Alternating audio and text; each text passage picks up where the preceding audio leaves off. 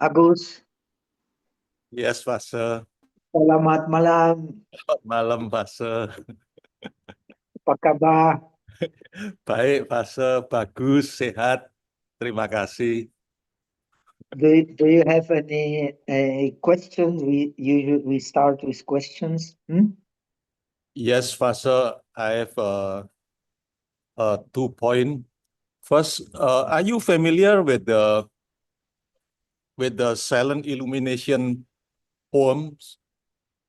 Well, to some extent, having spent many years with Master Shen Yen, but I did not participate much in his courses. But I have an idea about silent illumination, and I have been practicing some form of it myself. But So you on the may part, know yes. silent illumination is also in. I have spent 1 year in Japan, as you know. That was the beginning of my training, and in Japan they call it shikantaza. Yes, Fase. They're just sitting, but actually its name is different, but the essence is more or less the same. So I can say that I have some idea of silent illumination, but it can be taught in a different way because Zen tradition depends on teacher. It can be taught in a different way by different teachers. So uh, so I can only tell you the way I have been practicing. And what is described here in our text, not in detail, but very roughly, it's also silent illumination. I like to The know on the part of the poems that says that uh, I I I quote in English, but I do not know the original text. Its saying is, without encountering things, it knows. Yes, Uh, without encountering. So how do we get there? This is very important. How you get there. So in this Shikantaza method, actually, you are being taught uh, to let the thoughts arise naturally and let them pass naturally. And the samadhi is you actually, the good method is you concentrate between the thoughts. So, in order to make this period between the thoughts long, so as Master Shen Yen, I have been requested by Master Shen Yen to teach this meditation on breath to establish the mind on a mental image of the breath. This shikantaza or silent illumination is connected with the idea that all objects come from the mind. And the mind, the nature, as explained in our text also, the mind nature is suchness. And you understand the suchness of the mind at the moment you don't think. This moment of not thinking for beginners may be very short. So they first need to concentrate on breath. As you know, old Chinese tradition to yang shen, yang xin, yang xi, to cultivate body, cultivate mind, and cultivate breath. So the breath is intermediary between the mind and body. So when you concentrate on breath, automatically you are also aware of the body and the mind. This is a very important point. And when you aware of the body and the mind, then you also aware That body and the mind you cannot actually separate. The one who separates the body and the mind is actually not there. So you, in order to practice shikantaza, you have to get a very, very clear experience of the unity of body and the mind. And for that, Master Shenyan, he has been teaching first for beginners before using the Zen methods like Huato or Kung An. He used the meditation on the breath to establish the mind on the meditation object, so that the meditation object, the breath, becomes a kind of object connecting the body and the mind, and your idea of the breath becomes a mental idea, mental experience. So, in the meditation I have learned in Sri Lanka, Burma, you have to develop the nimitta of breath. That is the mental image of the breath. So actually, the Master Shenyan, he also talked of the mental image of the breath. When you have the mental image of the breath, you can understand the mental body. Actually, we are living in the mental body, but we are not aware that we are living in the mental body because of the dualistic understanding of our experience. This is natural. Here is Agus, here I am. Agus is not me, I am not Agus. This is very clear.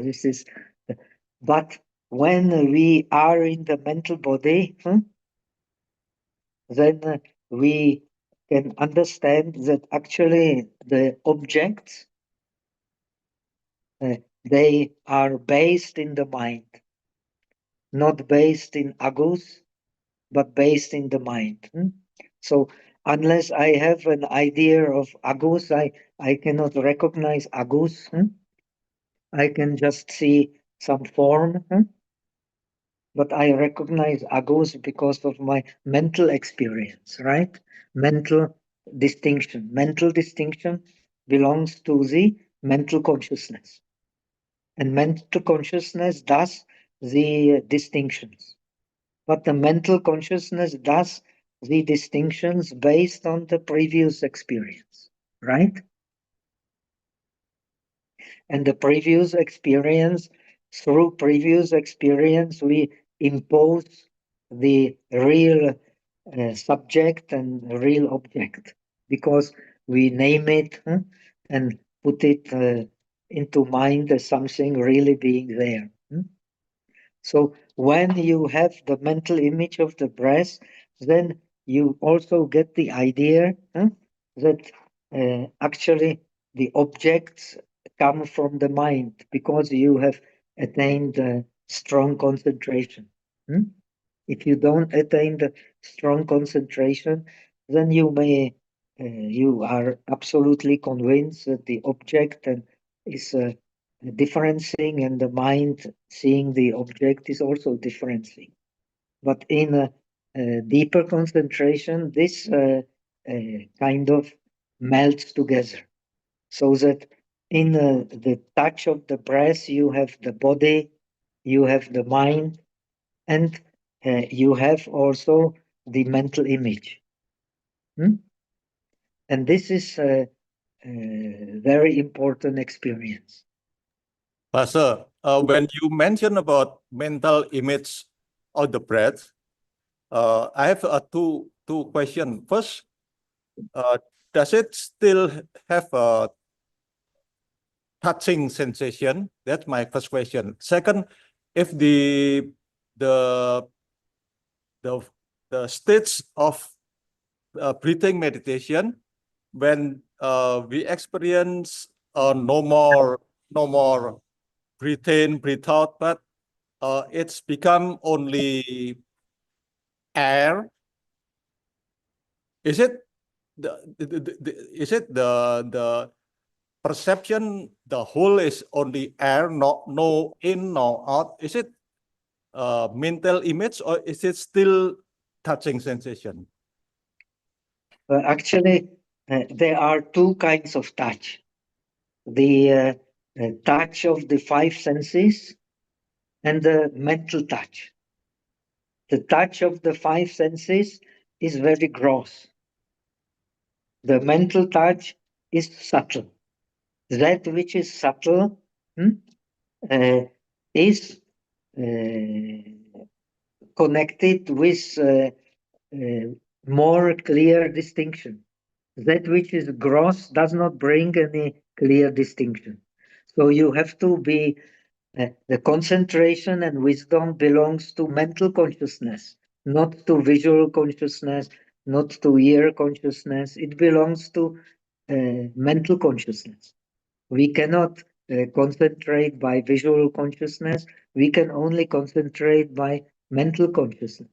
We cannot differentiate clearly by visual consciousness. We can only differentiate clearly by mental consciousness, right? So when the mental image is there, then the uh, five sense consciousnesses, they go into background. Hmm?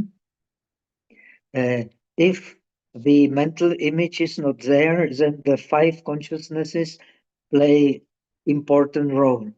But when the mental image is there, they go into background. Because they go into background, the breath becomes very subtle. When the breath becomes very subtle, so we have enjoyment in breathing in and breathing out. Otherwise, it's just the torture. Observing a gross breath is kind of a torture. Nobody likes to observe the gross breath. He has to force himself. But when the breath becomes very subtle, the sensation becomes very subtle. It's just enjoyment being here and observing breath.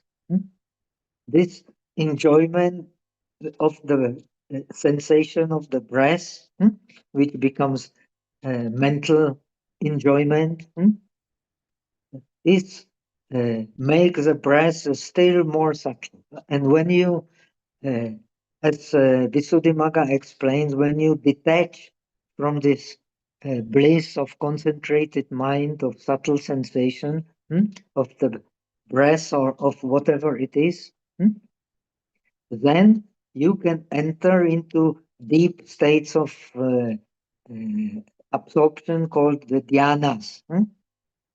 The Shikantaza explained the wisdom dhyana, not the first dhyana, second dhyana, third dhyana, fourth dhyana, but it uses the same name. Chan means dhyana, Zen means dhyana.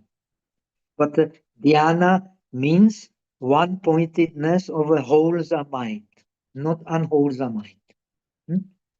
That's why the wholesome mind, only wholesome mind can practice deep concentration. Unwholesome mind cannot practice deep concentration. And when the wholesome mind practices deep concentration, it it's connected with ability of samskara upeksha, singsha. It does not cling to the pleasant, it does not reject the unpleasant, so it stays in equality. And this equality enables then that we actually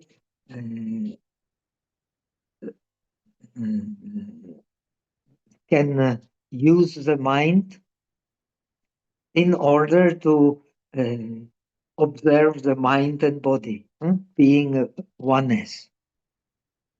And when it happens, automatically the thinking starts to become irrelevant. And when the thinking becomes irrelevant, then the great peace appears. And because we concentrate on the whole body in Zen meditation, you can, in order to concentrate in whole body, you can bring the breath uh, consciously from down to up, down, up and down. Not like Theravada, you keep it in one place. You can meditate breath in the whole body. This is very important. And you can also pay attention not only to in breath and out breath, but also to what is between in breath and out breath and between out breath and in breath. Then automatically the attention becomes a whole body. And when the attention becomes a whole body, then, and you pay attention to the uh, gap between thoughts, then in this gap between thoughts, your you can enter this state of silent illumination where thoughts are no thoughts, and where no thought does not clash with thoughts.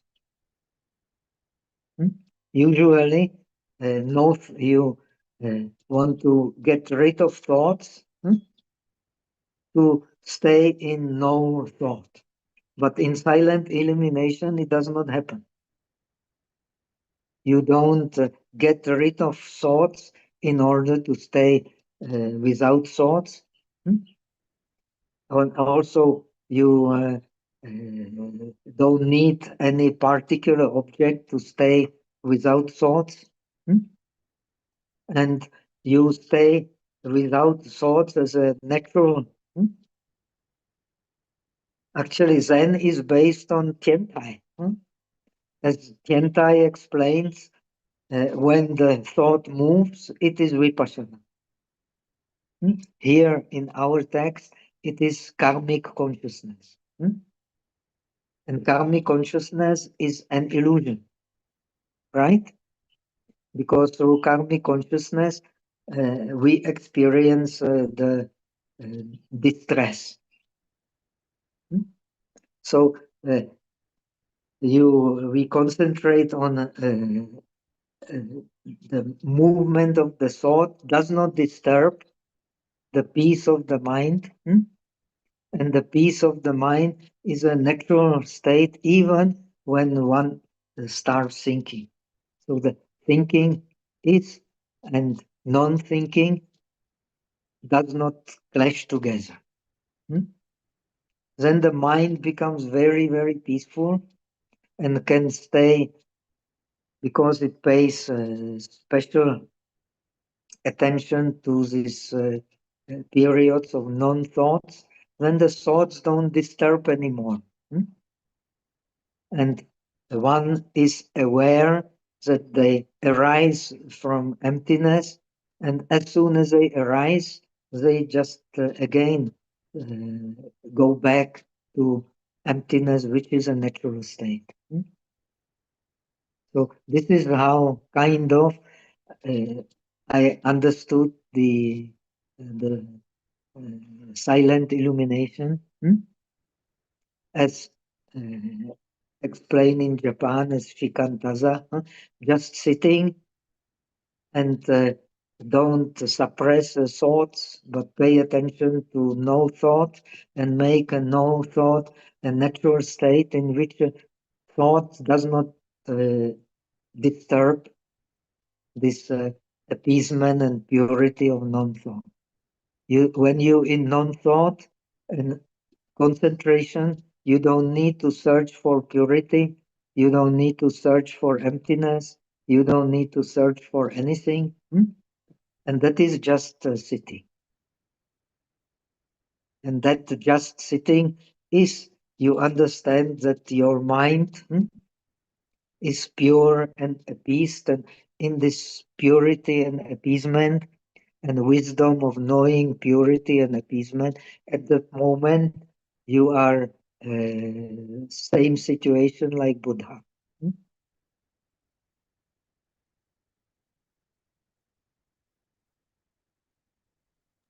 Is it the same you have learned? Yes, Pastor.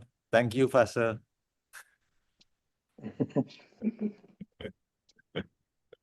And you had the second question? Okay, Pastor.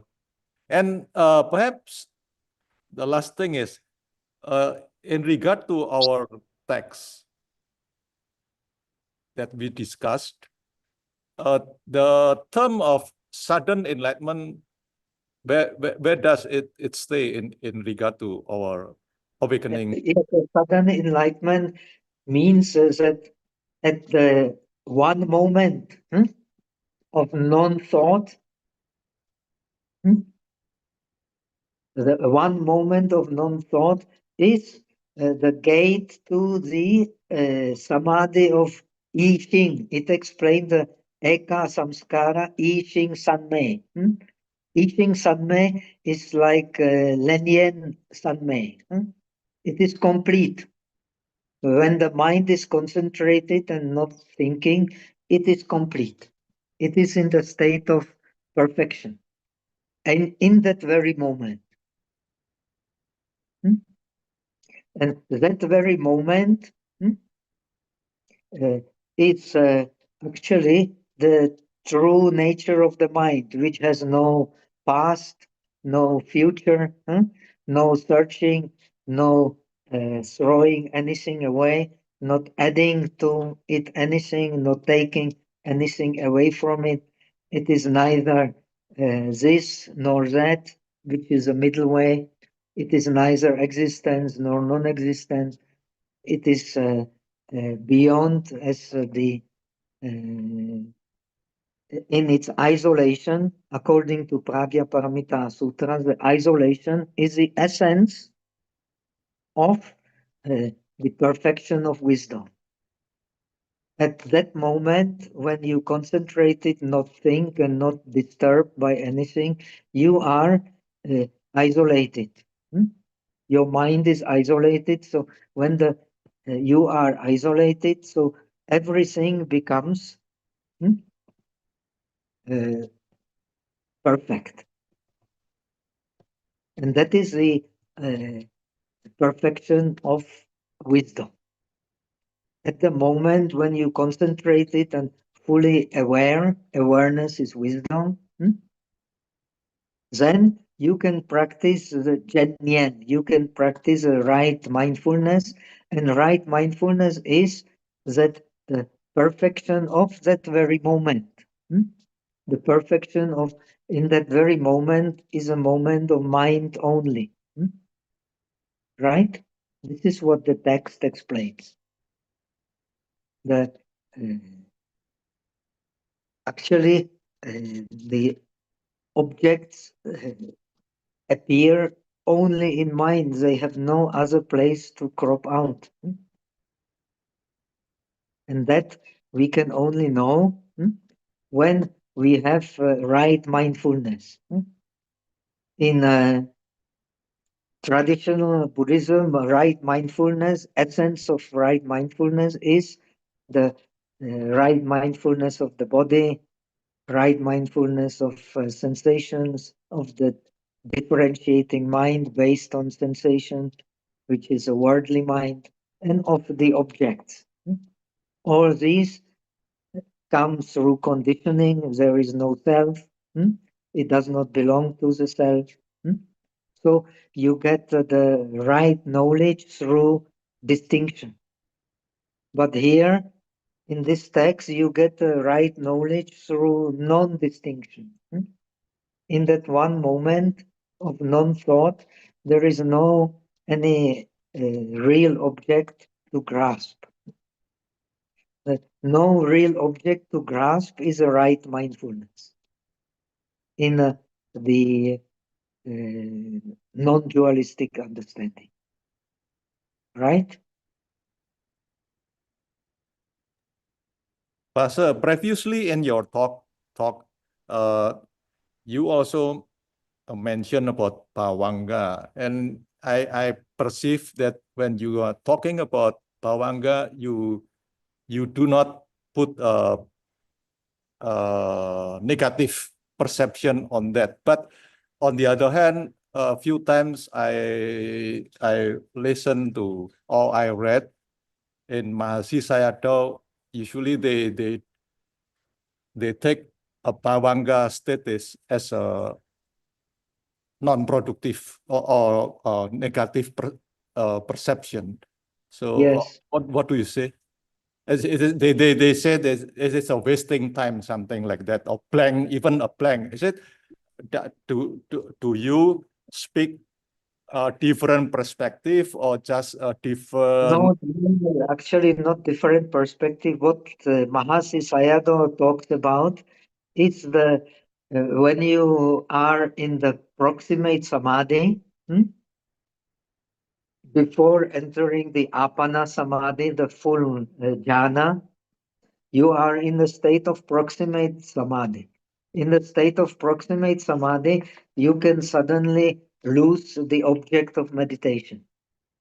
And this is what the tradition of Theravada calls the state of bhavanga. In the state of bhavanga, you cannot distinguish meditation object, so you cannot practice samatha, you cannot practice vipassana. It is waste of time.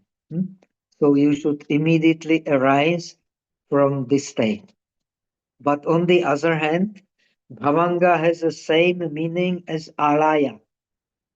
Yeah, we are born with the first bhavanga, which is called Jieshan, the linking consciousness. When we think, so between the thoughts, between the changing of the object, and objects change very fast. The gap between is also called the bhavanga. And when we die, the last moment of our consciousness is called chuti, and that is also bhavanga. So all actually that determines how we get reborn, how we die, and how we think, is by understanding this bhavanga, because we have memory, and the memory stores where? The memory can only store in bhavanga. There is no other place to store. So bhavanga explains the continuity of consciousness, which is explained in our text by manas, right? The 5 aspects of the manas. But if we have memory of the past, and on the base of this memory of the past, we then think, then this memory is stored where? How is it possible that, because when we think, our mind arises and passes away each and every moment? Then how explain the fact of memory? By bhavanga, right? So bhavanga is the resultant consciousness, vipaka, same like alaya.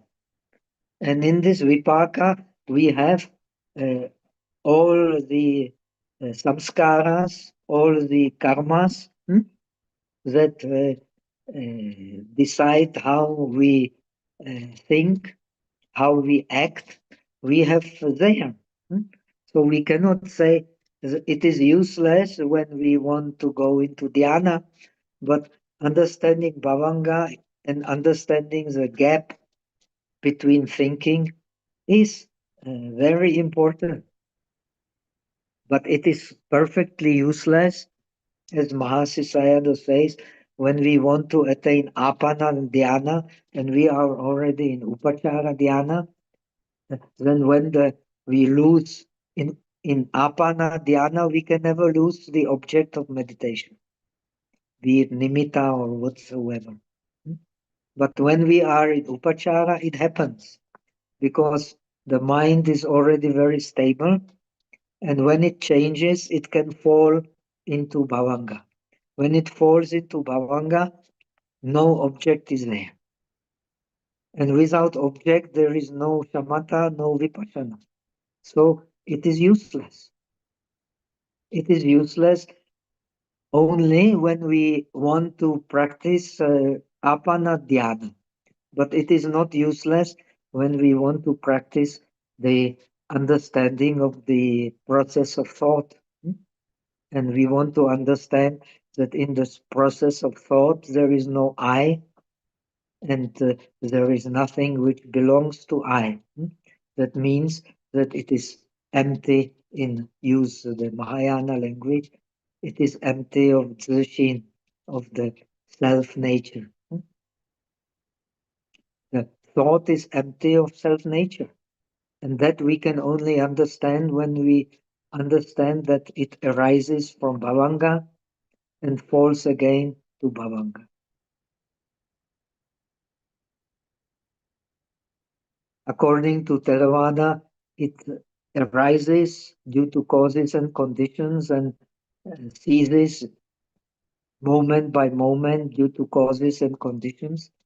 According to Abhidharma Kosha, Sanskrit tradition, it arises due to causes and conditions and ceases naturally.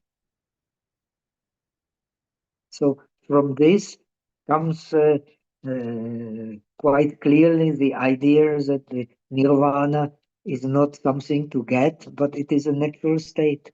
And this cessation is very peaceful.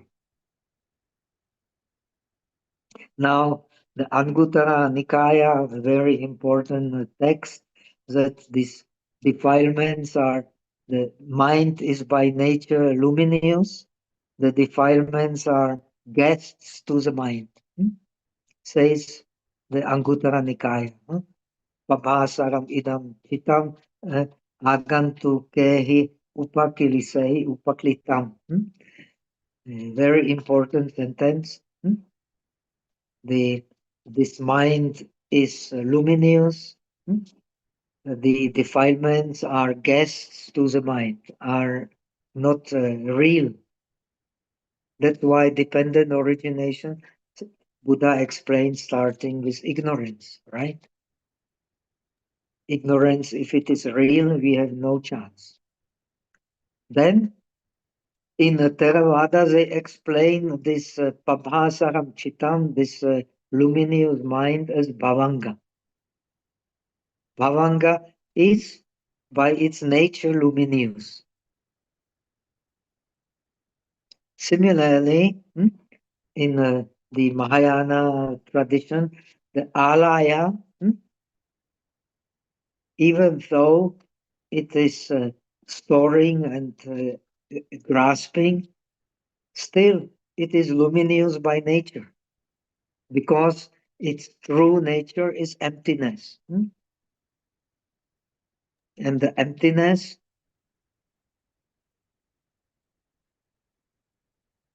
is the source of mind, and also when lived in concentration and awareness, it is source of illumination. Pastor, So sorry, I interrupt you, Pastor. When I remember last time you also mentioned that in Theravada, Bhavanga is Papasaracita. First, my question is, where can I find or read a reference that say Bhavanga is Papasaracita? That's my first question. Second, can we say that in this text, Papasaracita is Buddha nature? So we I cannot say have that, two questions, Pastor. Theravada never speaks of Buddha nature. Theravada never speaks of mind being a nirvana. You will never find such a place. This is, you will find only in non-dualistic tradition. So never is explained a nirvana as a state of mind. And the This Pabhasara Chitta is explained. I got it from my teacher, Venerable Paok Sayadaw, this explanation. And it should be there in the commentary to Anguttara Nikaya. Oh, okay, Pastor. Thank you. So let us continue. Otherwise, Okay. Thank you, Pastor. Thank you very much, Pastor. we will finish. And some participants may be getting already uh, distracted. So this wonderful Agus always asking questions. So I'm sure we can learn. And if myself I have learned anything, it is by asking questions. And these questions are very important. But it's also important we continue. So I hope the others who have turned up, and there are quite few of them, will also have questions. It seems there are quite few of us listening. So let us go back to the text.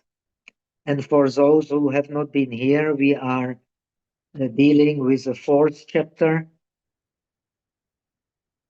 This fourth chapter actually explain the how to become established in the bodhicitta. Unless we are established in bodhicitta, it is very easy, as always explained in the text, to uh, go back to the practice of disciples to get individual nirvana, or to believe in other ideas of the non-Buddhist thinkers. So the most difficult path on the way to perfect nirvana, parinirvana, which has no real subject and object, is to get established in the faith, because we don't see our experience as being non-dualistic. The table is not me. I am not the table. I see the table as something different from me. This is the natural. And Yogacara is a tradition we should study deeply, because it explains how it happens that we actually come to this idea of thinking object as being different from the subject. It comes from this alaya consciousness. And according to Xianzang, according to Asanga, this alaya consciousness is just a different name for bhavanga. Same thing, no different.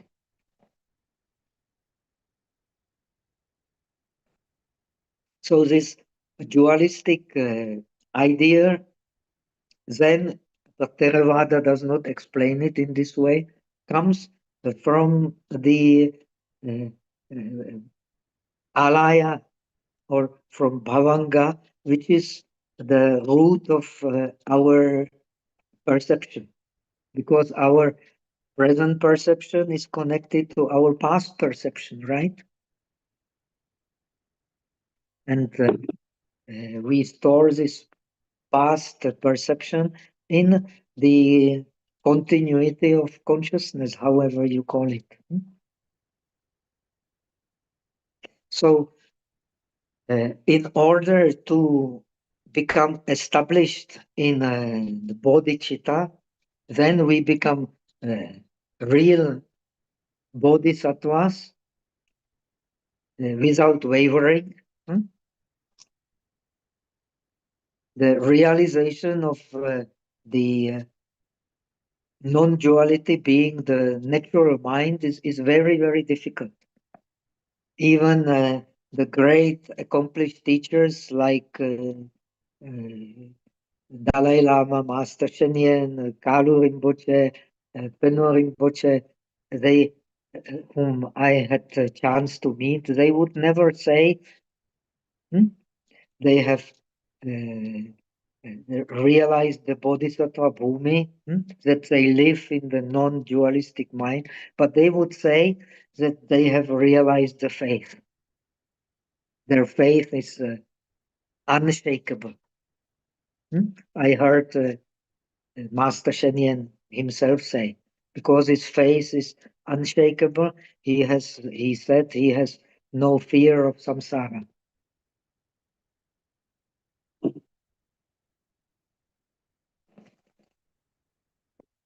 So this realization of the faith actually means a realization of the bodhicitta.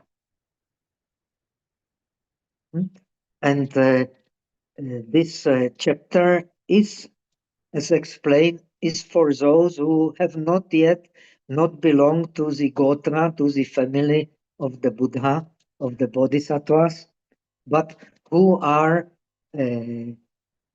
trying to realize the faith. When you realize the faith, you dwell in bodhicitta and you practice according to bodhicitta, and you transfer merit for all beings, not just for yourself. So you can realize actually the true bodhicitta, which is the non-dualistic mind, which stays. The difference between the one who realized faith and the one who realized the bodhisattva bhumi, like Nagarjuna, Asanga, like Master Yin, and they, so to say, always stay in the non-dualistic state, always stay in the non-dualistic samadhi, in Lenyen Sanmei, which comprises all samadhis. This is incredibly difficult attainment, but it is possible. But the first step and most difficult step is to realize faith. So this treatise is actually concerned with the wisdom we need to realize the faith. And that is the most difficult and most wonderful first step, so that we get self-assurance. We are bound to become the perfectly enlightened Buddha. So in order to, text has explained, last time we have explained, in order to realize the faith, we need four kinds of confidence. Confidence in the root, which is suchness or emptiness. Confidence in Buddha, which is all virtues. Confidence in the Dhamma, which purifies, and confidence in the Sangha, who those who correctly practice. And then we need to practice the five practices, which are the five perfections. The last time we have explained, here the explanation of the perfection practice is extremely simple. If we want to know a little bit more in detail and all these different aspects I have mentioned last time, we have to study the Asanga or Maitreya's Bodhisattva Bhumi, and also other treatises of Maitreya, the five treatises of Maitreya, which explain in very wonderful way how to practice the paramis. But anyway, we have explained the practice of the dana has three aspects. they are a little bit explained, but not much. It means that we are not, the essence of practice of dana is to get rid of our grasping, which is a source of suffering.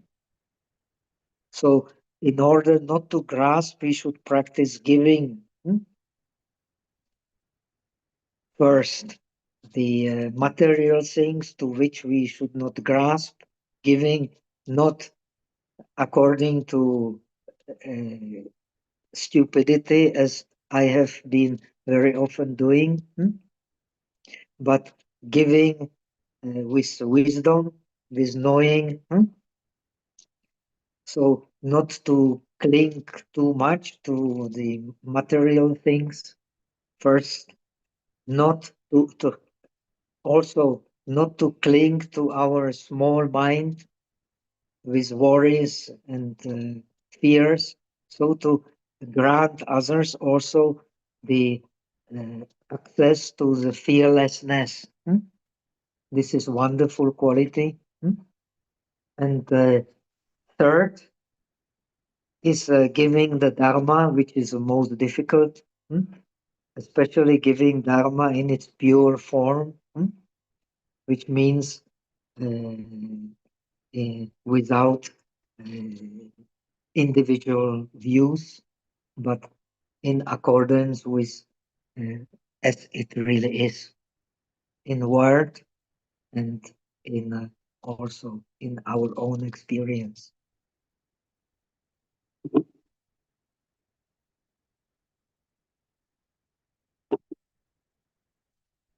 We have explained last time that these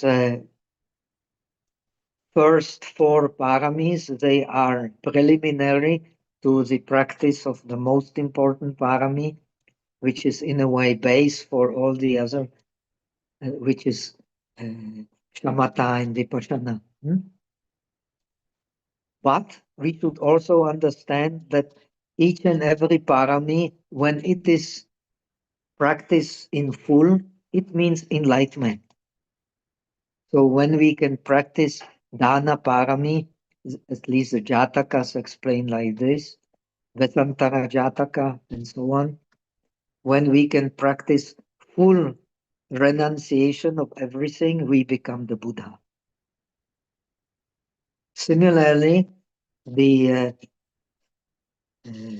have also explained that the Shila Parami, Shila Parami, as each and every Parami has also three aspects. The aspect of the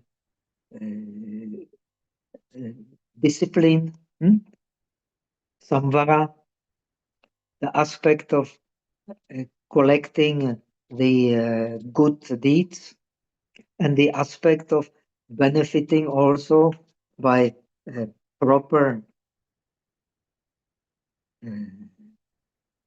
samvara, by proper restraint, benefiting other beings.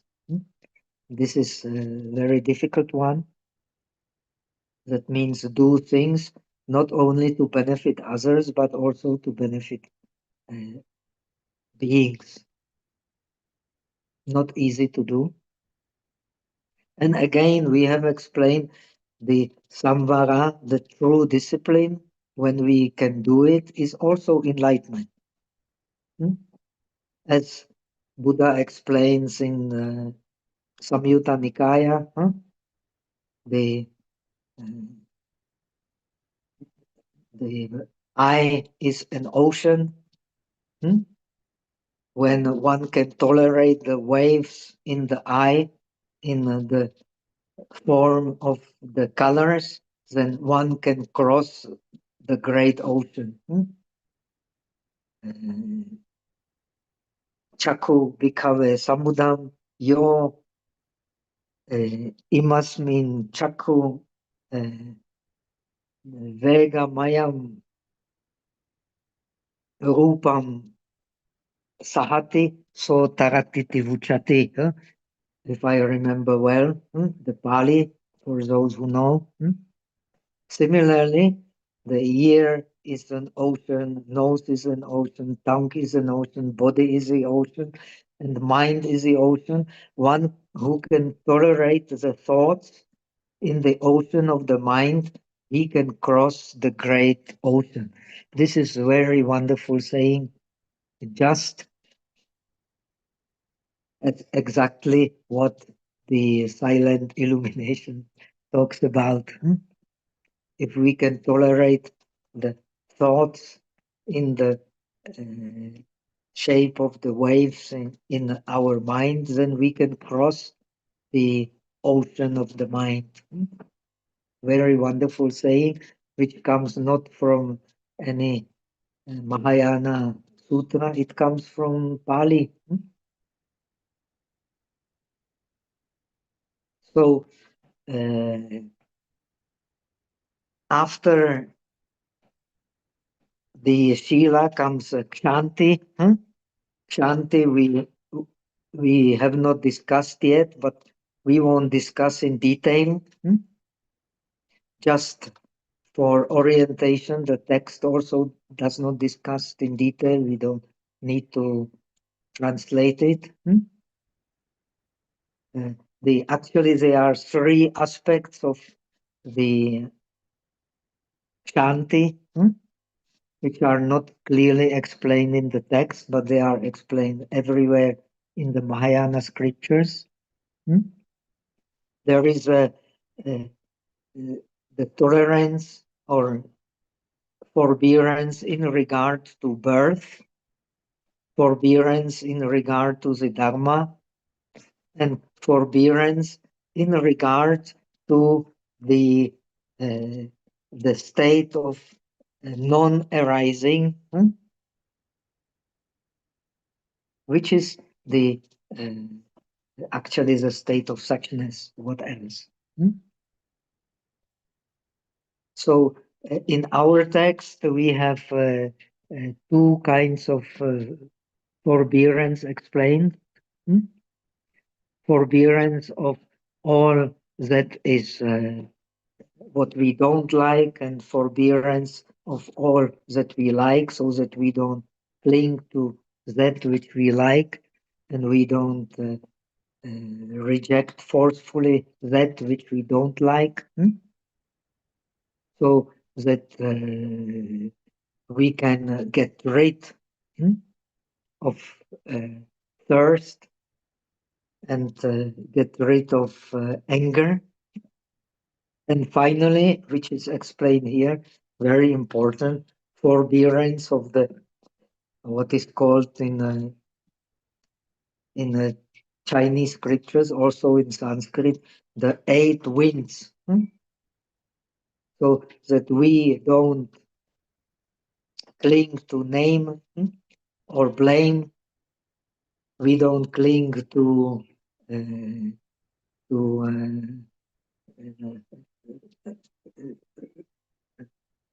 to pleasant and unpleasant, to happiness and non-happiness. We don't cling to what we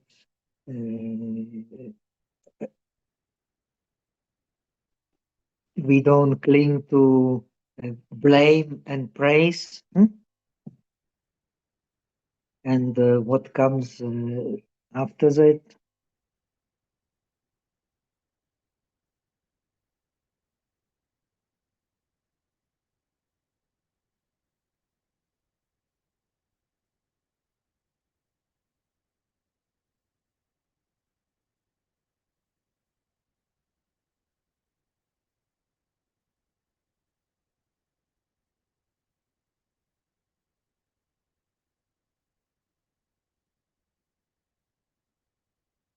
It is praise and blame, the name, good name and bad name, the pleasant and unpleasant, and what is the fourth one? I don't remember. To Profit and loss loss. and to gain. Very good. See, my old memory is failing, but fortunately there are some with a better memory. Now I remember. the gain and loss. These are called the eight winds, which we should tolerate. That means tolerate that which we like by not clinging to it, and tolerate what we don't like by not getting involved with anger. And in a deep meaning, which is not mentioned here, is to tolerate the birth and tolerate the non-erosion state of the Dharma, which is the non-dualistic state. This is not easy.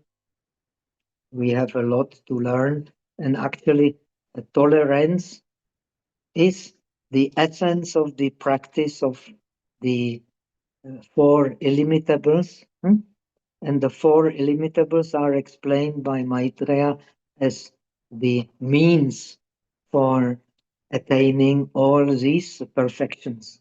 Without the four illimitables, the attainment of the four perfections will be very, very difficult. This makes sense. So this that is why the perfect love and compassion is the perfect forbearance or perfect tolerance. So that's why the Dhammo, the Bodhidharma, is the ideal of the accomplishment of the perfection of tolerance. He was poisoned, he tolerated, he spent 9 years facing the wall of the cave. He tolerated incredible pain and incredible inconveniences. And he did not get attached to any pleasures of deep bliss of samadhi, but always practicing to guide others. Now, finally, when we are able to give, when we are able to have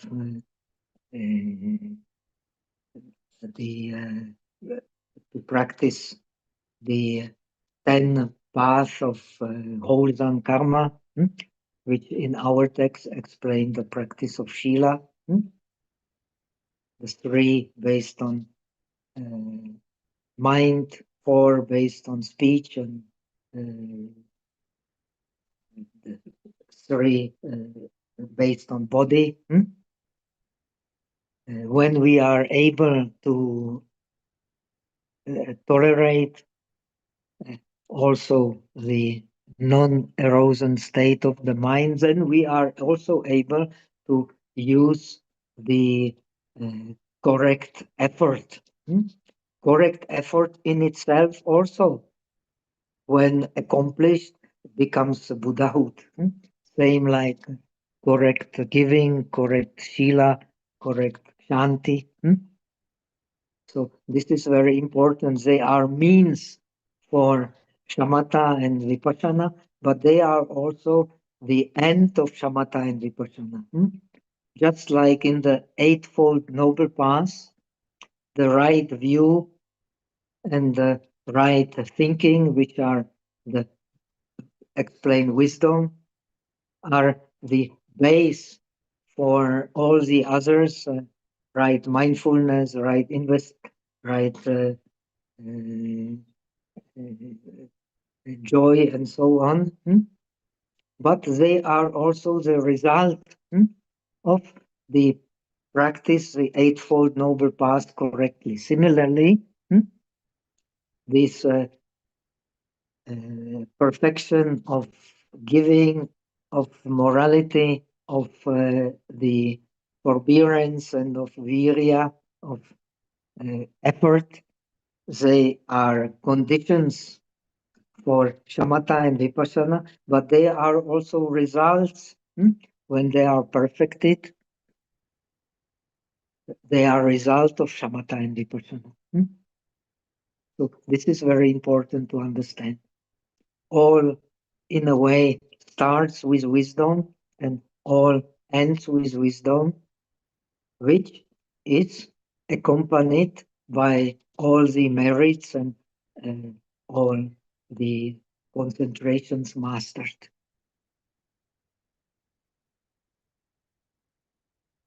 So the virya, the perfection of the virya, literally in Sanskrit, in Chinese, it does not mean exactly the same thing. The virya actually means the state of a hero, or ability to become a hero. This is very significant because another name for bodhisattva, besides being the great being, is also the great hero.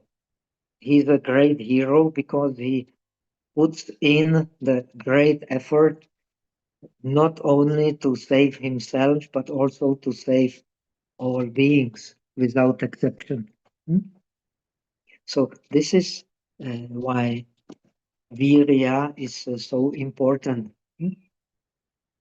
In all the scriptures, when describe the virya in our text, is more simple, just two aspects.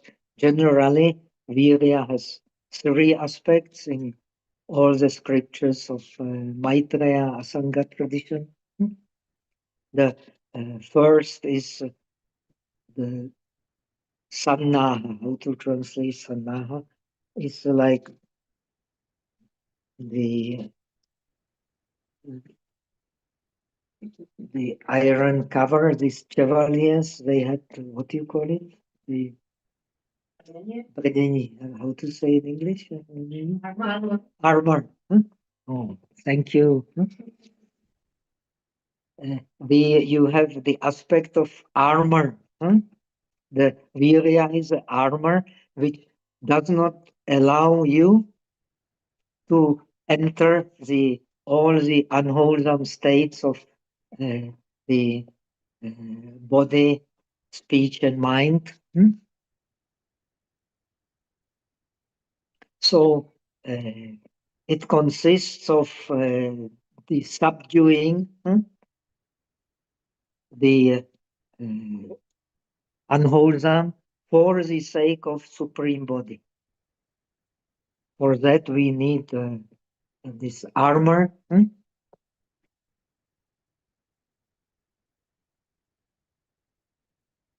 Then we need the Sattva Artha Kriya. Sattva Artha Kriya means we need the auspicious activity to remain in a state of wholesome by own practice and by removing obstacles. Yeah. My own practice means this by not allowing in oneself the unwholesome, and by removing obstacles, not differentiating between one's own obstacles and the obstacles of the others. So for that purpose, we need to practice the equal mind. The equal mind and deep mind we have explained before. The deep mind is the effort for attaining not only our own removal of ignorance, but removing ignorance in regard to all objects of knowledge. That is a Buddha's sarva akara, sarva gyata, the omniscience in all aspects, not only one's own omniscience, and also the equal mind. This again, the in a practice of right effort is integrated these four illimitables: the love, compassion, joy, and equanimity. So, like this, the part of the virya is not only protecting oneself by correct practice, but collecting all the wholesome dharmas, and doing good for the sake of helping oneself and helping others equally, without differentiation. Very difficult job. So, not practice effort due to some particular purpose, but practice effort due to the realization of the Buddha state. So again, this true virya with its three aspects: the armor, the collecting the wholesome dharmas, kusala dharma sangraha, shanfa, and the benefiting others equally. Benefiting others equally is the opposite of negligence. Kausidyam. Negligence is the opposite of the mindfulness. When we're not mindful, we become negligent. But here, in the practice of right effort, not being mindful means not being mindful of the bodhicitta. We need the heroic effort of not lose the mindfulness of bodhicitta, which is not just for some particular purpose of getting over some trouble, but for the realization of the all that we need for the purpose of Buddhahood. For that, of course, we need to perfect the forbearance of, as explained before, of the non-erosion state of the dharmas, which is the understanding of perfection of wisdom and also the perfection of concentration. So here we have explained in brief what the text explains. And we come to the next point, very important for us, which we will keep on developing in the next lessons. The question is, how does a bodhisattva practice the perfection in shamatha and vipassana?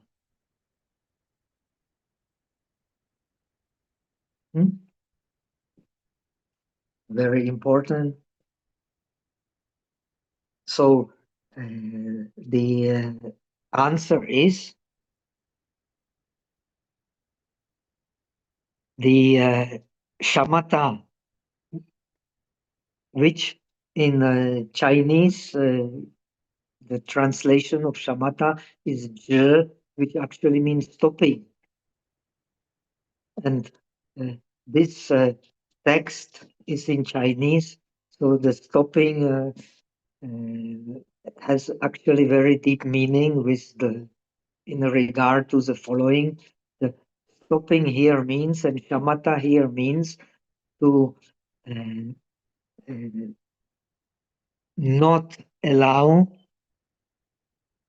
or stop all appearance of the nimittas of the xiang.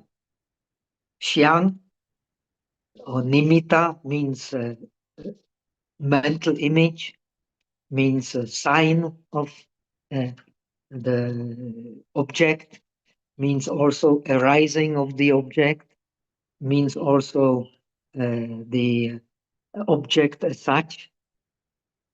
So this xiang nimitta has a very special meaning, which is very difficult to translate it to English because it has such a wide scope of meanings. So in Chinese, the best they have found stop. But stop what? Stop all the uh, signs of object to which one is attached, to which one grasps, or gochara nimitta, the signs of objects which give rise to uh, mind grasping at the object. That is shamatha. So letting stop all the signs of object which become objects of grasping, stop them, that is shamatha. So when we stop them, then we stop all the characteristics of the object.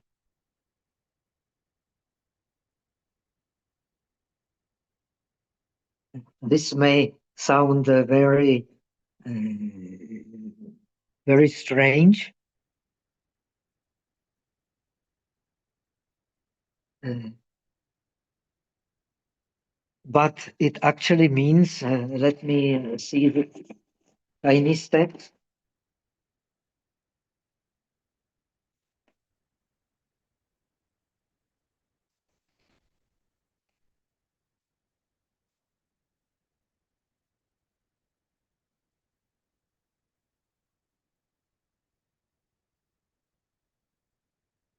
So how to practice the shamatha and vipassana?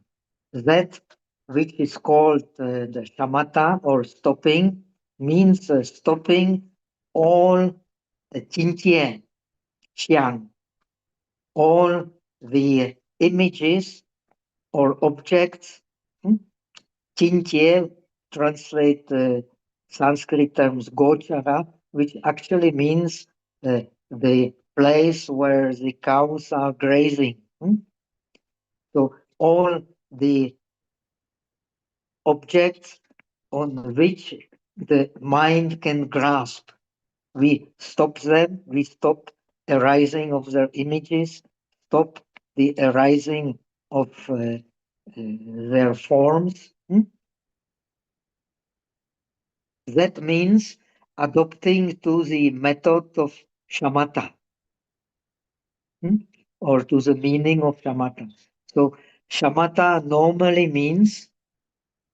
shamatha normally means the 8 samapatis, the 8 uh, attainments, 4 attainments in the subtle objects, 4 attainments in the objectless real, realities, which explain the practice of right samadhi according to the uh, scriptures of the Shravakas. So you necessarily need in a way, an object to practice shamatha. But here we have the meaning, the shamatha means stopping of arising of all objects. Stopping of arising of all objects of the 6 senses. And that stopping or not letting arise is, according to this text, is the meaning of shamatha. Now, as far as vipassana is concerned, the method of vipassana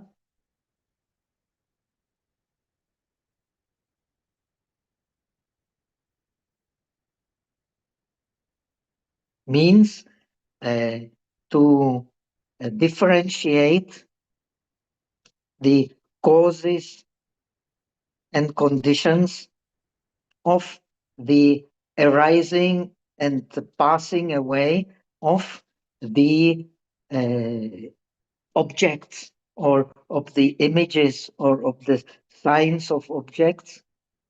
That means adopting to the Vipassana method. In other words, as explained in the Tiantai tradition, the shamatha means the state of no thinking, and the Vipassana means to understand the causes and conditions when the thinking, when the objects arise. Because they arise by causes and conditions, and these causes and conditions, of course, they have no I and don't belong to any I.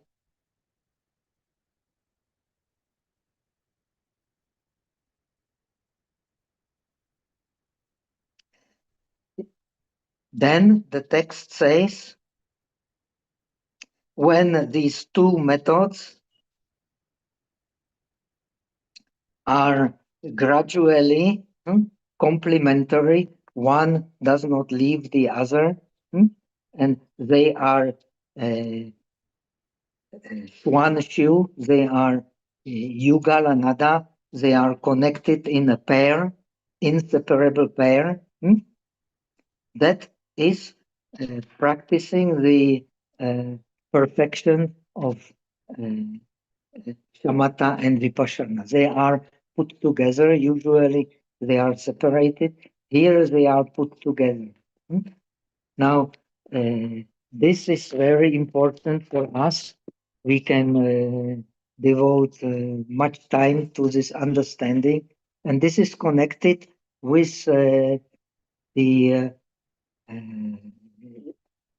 perfection of wisdom and perfection of concentration, as explained in the sutras of the supreme wisdom, of the transcendental wisdom. So the wisdom is the root. What wisdom? The wisdom is the root of the all-inclusive knowledge. Without the pragya paramita, without the supreme wisdom, we will not attain Buddhahood. Impossible. Now, the skillful means of Buddhahood is the non-attainment. We are deluded about the nature of our experience because we always want to attain. Now, because we want to attain something, the mind moves, but it is not the nature of the mind to move, we have learned before. The mind moves because there are causes and conditions for its moving. We want to attain the object, but actually the Pragya Paramita Sutras teach that the object is unattainable. The eye is unattainable, the color is unattainable, the visual consciousness is unattainable, the mind is unattainable, the thoughts are unattainable, the self is unattainable, what belongs to the self is unattainable. This distinction is Vipassana. And in order to get this distinction, we have to practice stopping. Stopping means, does not mean stopping forcefully. Stopping means not letting the objects continue in the mind. Because the objects continue in the mind, it is because we want to attain something, we want to grasp something, right? So the mind in this tradition, when we understand the mind, which is understand the alaya, that is a mind which is impermanent, and the mind which is not impermanent, that means which is suchness. These two experiences, two aspects form the mind. So this impermanent aspect of the mind, understanding that impermanent aspect of the mind is vipassana. Understanding the uh, permanent aspect of the mind, which is suchness, is shamatha. Now, these two, when they form one whole, when they are yugal anada, when they are shwan shu, we are practicing shamatha and vipassana according to the non-dualistic understanding. Not according to the dualistic understanding, according to the non-dualistic understanding, the understanding in which the skillful means is, as the Pragya Paramita Sutras explain, as the Heart Sutra explain, is non-attainment. By non-attainment, by the skillful means of non-attainment, we can join shamatha and vipassana into one pair. But first, we have to distinguish their different functions. Only then we can join them into one pair on the base of the skillful means of perfection of wisdom. This Shastra, this treatise also explained the perfection of wisdom. And the skillful means of perfection of wisdom is non-attainment. There is nothing to attain in the mind which moves, because it moves to causes and conditions. We have discussed them in the previous chapter. And when it does not move, then it naturally is in a state of the suchness. Because when the mind does not move, no real object appears. It is when the mind starts thinking, start activating memory, we engage in active mind, and we identify it with some self, which does the job. So let us finish here, because what follows is very important. Now, what is the next day? Today is what day? Saturday. Yes, Saturday, all right. But what is Sunday? Third of May. Huh? Uh-huh. Where is Monica? She has a calendar. Moni! Nuisance. Next week is 10 May. Calendar.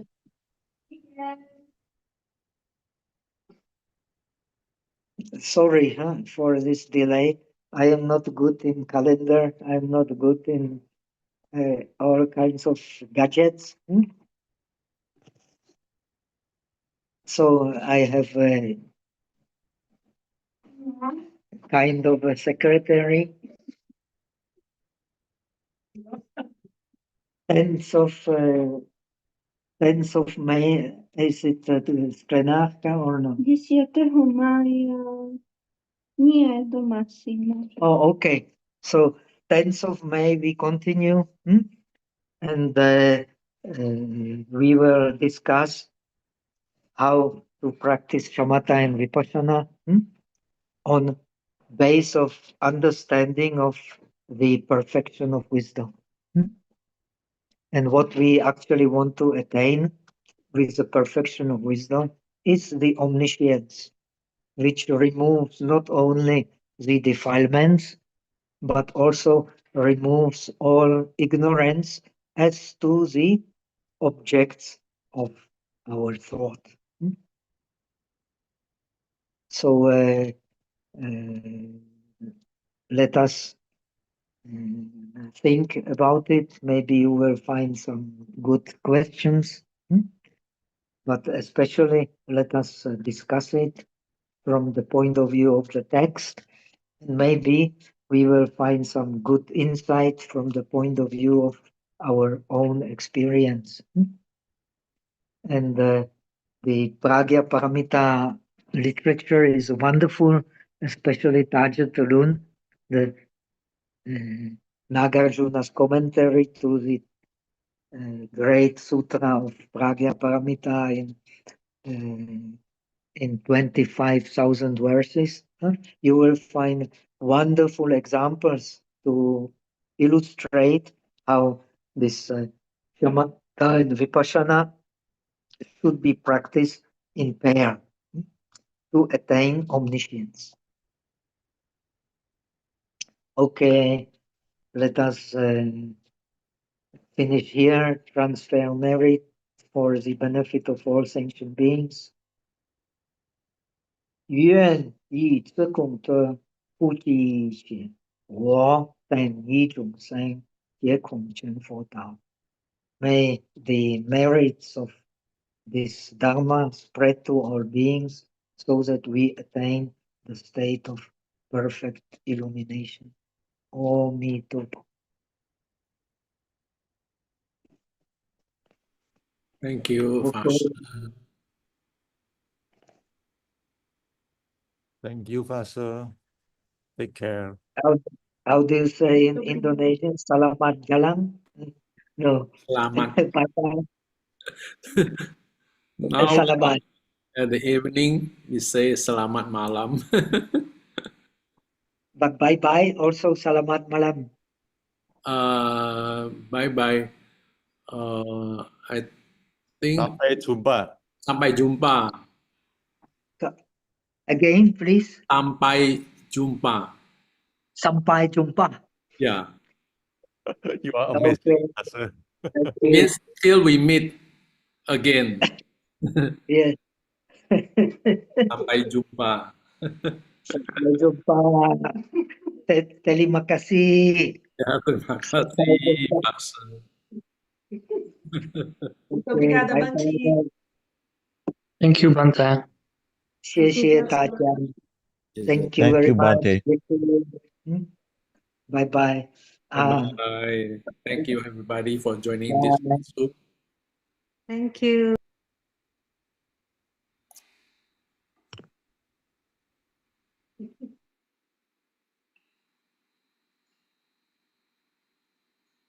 Terima kasih, Ko Hakim, Dewi. Terima kasih semua. Terima kasih Ko Hakim, Pak Agus. Questionnya Ciami. Kok Thank you. pembahasannya keren sekali. Nanti pengen cari tahu komentari Hat Sutra dari Nargajuna ya. Penasaran.